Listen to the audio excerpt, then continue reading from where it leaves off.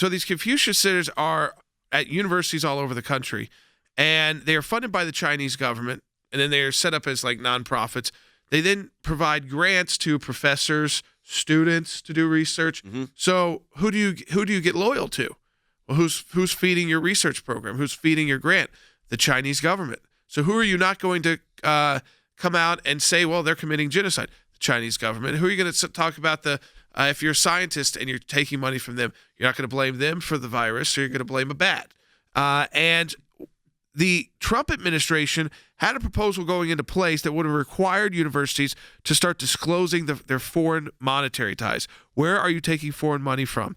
Biden scrapped that immediately. The Biden administration rolled back all of that transparency that was put in place by the Trump administration. So Tennessee and other states are following this, but Tennessee actually got legislation through because of their governor, Bill Lee, who proposed the legislation to the state legislators.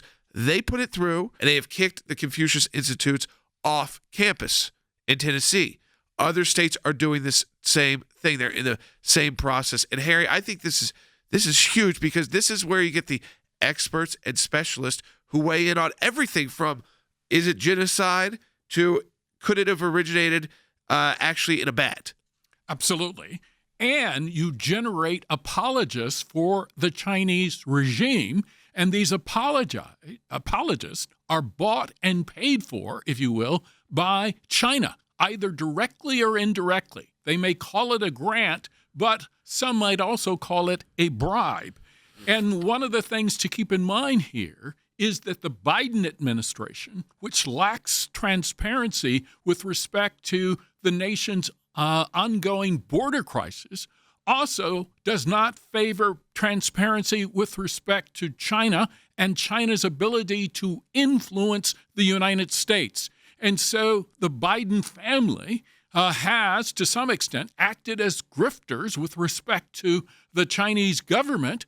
And it's no surprise that the Biden administration is basically saying to the Chinese government, come in, give grants to American universities, gain greater influence.